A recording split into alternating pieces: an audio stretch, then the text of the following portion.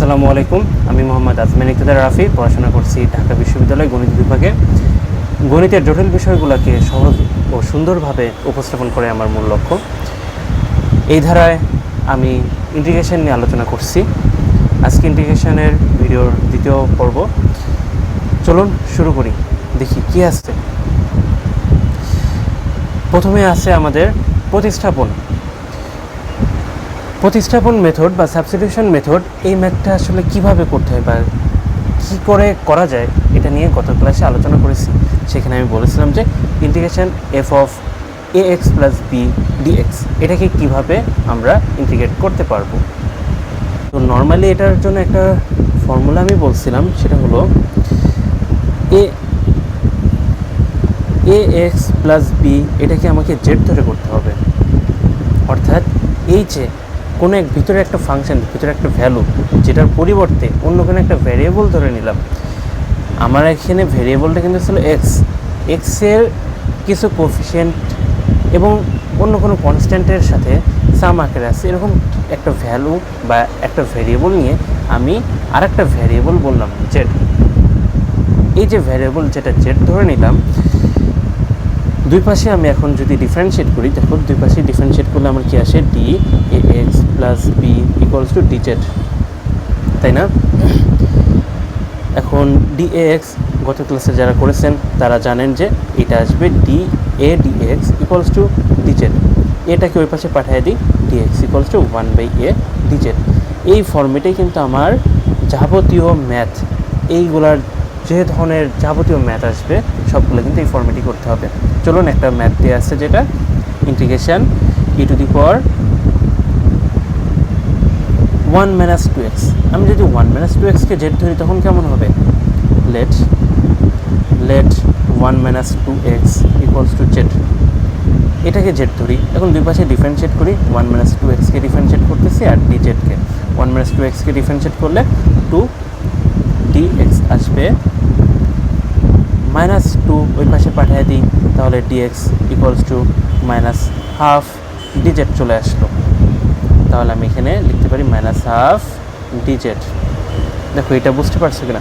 -12টাকে আমি সামনে পাঠিয়ে দিই, -12কে যদি আমি সামনে পাঠাই, -12 integration E to the power Z dz চলে আসলো, ইন্টিগ্রেশন ই টু দি পাওয়ার জেডকে।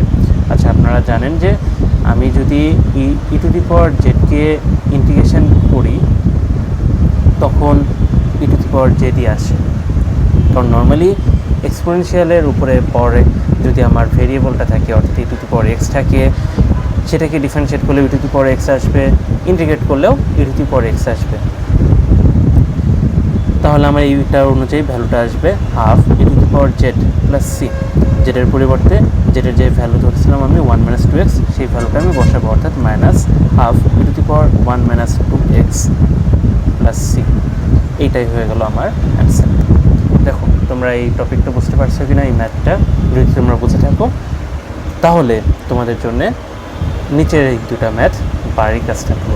তোমরা কিন্তু অবশ্যই বাড়ির কাজগুলো করবে এবং আমার কমেন্টে জানিয়ে দিবে যে কারা কারা বাড়ির কাজটা করেছো। আচ্ছা, এরপরের টপিকে আসি, সেটা হলো টাইপ 2 সাবস্টিটিউশন মেথডের আর একটা অংশ বা আর একটা প্রসেসে আমরা করতে পারি। দেখি এখানে একটা ফর্মেট তোমাদের জানতে হবে, একটা মেথড ইনভার্স ত্রিকোণমিতির ইন্টিগ্রেশন করলে কি আসে। আচ্ছা, ইনভার্স আমরা যদি ট্যানের ইনভার্সটা নিই, তো নর্মালি দেখি আমরা ট্যান ইনভার্স যে ভ্যালুটা, এটাকে যদি আমরা ডিফারেন্সিয়েট করতাম এক্সের রেসপেক্টে, তখন আমরা পাইতাম 1/1 + x²। দেখো তো এই যে ফাংশনটা, এই ফাংশন আর এই ফাংশন প্রায় সিমিলার, তাই না?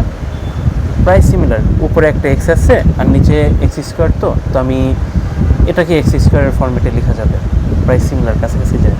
তো আমি ডিএক্সের এই পোর্শন, তো এটাকে এই পাশে পাঠিয়ে দিই, অর্থাৎ ইন্টিগ্রেশনে যদি লিখতে চাই তাহলে হবে 1/1 + x² dx equals two tan inverse x.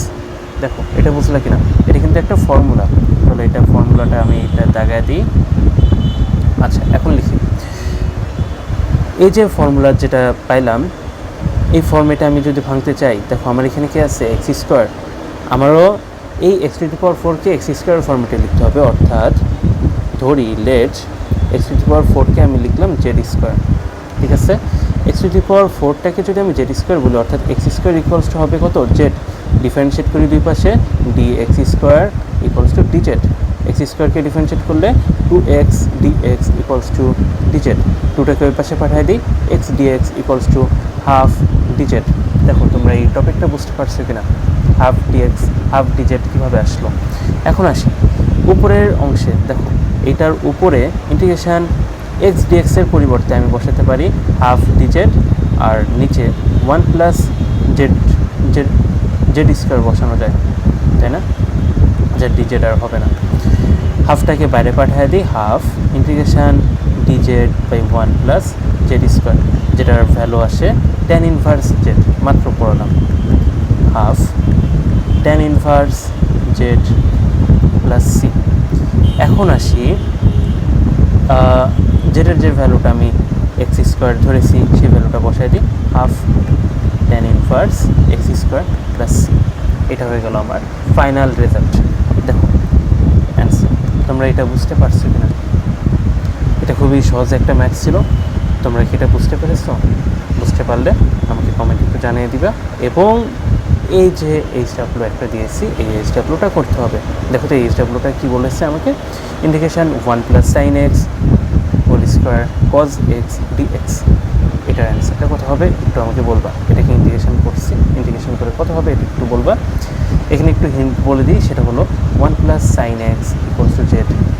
এই 1 প্লাস সাইন এক্সকে আমরা জেড ধরে তারপর ম্যাথ করব, তারপর এই ম্যাথটা করতে হবে। আচ্ছা, এরপরের টপিকে যাই। এরপরে আমাকে সিম্পলিফাই মেথডের একটা ম্যাথে আছে, সেটা আমাকে বলছে যে 1 minus cos 2x 1 plus cos 2x, এটাকে ইন্টিগ্রেট করতে হবে। আচ্ছা, 1 মাইনাস কস 2xকে আমি কী লিখতে পারি? তোমরা ট্রিগোনোমেট্রিতে এই ফর্মুলা হয়তো পড়ে এসেছো, সেটা হলো 1 মাইনাস কস 2xকে আমরা বলা যায় 2 সাইন স্কোয়ার এক্স, তাই না? আবার 1 প্লাস কস 2xকে বলতে পারি 2 কজ স্কোয়ার এক্স। এই দুটো ভ্যালু আমি জাস্ট এখানে বসায় দিই, integration 2 sine square x 2 cos square x d x. তো 2 2 কাটা চলে গেল, sine square by cos square, অর্থাৎ integration tan square x d x. tan স্কোয়ারকে আমি কি লিখতে পারি, sec square x minus 1 d x. আচ্ছা, এর আগের ম্যাথ যখন করাই, এর আগের ভিডিওতে আমি বলেছিলাম যে integration F of x plus minus g of x dx. এই যে এফ অফ এক্স দুটো ফাংশন, আমি দুটো ফাংশনে আলাদা আলাদা ইন্টিগ্রেশন বসাতে পারি, অর্থাৎ ইন্টিগ্রেশন একবার সেক স্কোয়ারের সাথে আমি বসাতে চাচ্ছি sec square x dx, minus integration আবার 1-এর সাথেও আমি বসাতে পারি, যেটার ফাইনাল ভ্যালু কত হবে বলো তো? যেটার ফাইনাল ভ্যালু দেখো, সেক স্কোয়ারকে ইন্টিগ্রেশন করলে আমরা পাই tan x মাইনাস আর 1কে ইন্টিগ্রেশন করে পাই এক্স প্লাস সি। এটাই হবে হলো আমার অ্যান্সার। দেখো তোমরা এই বিষয়টা বুঝতে পারছো কিনা ভালোভাবে? বুঝতে পারলে একটু আমাকে জানাও। ওকে, এর পরের অংশটা, এর পরের ম্যাথটা দেখি। আর একটা ম্যাথ দিয়েছি আমি, সেটা হলো sine x plus cos x root over 1 plus sine 2x। আচ্ছা, এটার কোনটা চেঞ্জ করা যায় দেখি তো। এই পোর্শনটাকে চেঞ্জ করি। আমার এখানে কি আছে, 1 plus sine 2x, 1 plus sine 2x। আচ্ছা, এই যে 1 প্লাস সাইন 2x, 1কে কি আমি sign square x plus cause square x লিখতে পারি? আর সাইন 2x এর ফর্মুলা তো তোমরা জানোই, ত্রিকোণমিতিতে পড়ে আসার কথা, 2 সাইন এক্স কজ এক্স হবে, তাই না? আচ্ছা, এখন দেখো তো, এটাকে এ স্কোয়ার বলি, এটাকে বি স্কোয়ার বলি, এটাকে 2ab বলি, তাহলে কার ফর্মুলা পড়লো? A square plus b square plus 2ab, অর্থাৎ এ প্লাস বি হোল স্কোয়ারের ফর্মুলা, মানে sine x plus cos x whole square. তো এখন আমার দেখো এখানে বাইরে একটা কী ছিল, রুট ছিল, তাহলে আমি রুট 1 মাইনাস সাইন 2x, এটার ভ্যালুটা আমাকে বের করতে হবে, অর্থাৎ root over sine x plus cos x, এটার উপরে স্কোয়ার ছিল। এই যে স্কোয়ার আর রুট, এই দুটো ক্যান্সেল আউট হয়ে যাবে, অর্থাৎ আলটিমেটলি আমি যদি এইটার ক্ষেত্রে ভ্যালুটা বের করতে চাই, তো আমি উপরে লিখতে পারবো sine x plus cos x, নিচে root over sine x plus cos x whole square d x. তো দেখো স্কোয়ার আর এই রুটটা দুটো ক্যান্সেল আউট হয়ে গেল, আমার উপরে আর নিচে ভ্যালু থাকে sine x plus cos x, নিচে থাকে sine x plus cos x dx. দেখো সাইন এক্স আর কজ এক্স মানে উপরের পোর্শন আর নিচের পোর্শন দুইটা কী হলো, ক্যান্সেল আউট হয়ে গেল। ক্যান্সেল আউট হয়ে আমার একদম লাস্ট ভ্যালুটা থাকে ইন্টিগ্রেশন 1 ডিএক্স। ইন্টিগ্রেশন 1কে ইন্টিগ্রেশন করলে অবশ্যই এক্স হবে। আর কনস্ট্যান্ট দিতে তোমরা কিন্তু ভুলবে না। তো আজকের ভিডিওটা এই পর্যন্তই। তোমরা বাসার কাছে যেগুলো দেওয়া হয়েছে সেগুলো ভালোভাবে করবে। আল্লাহ হাফেজ।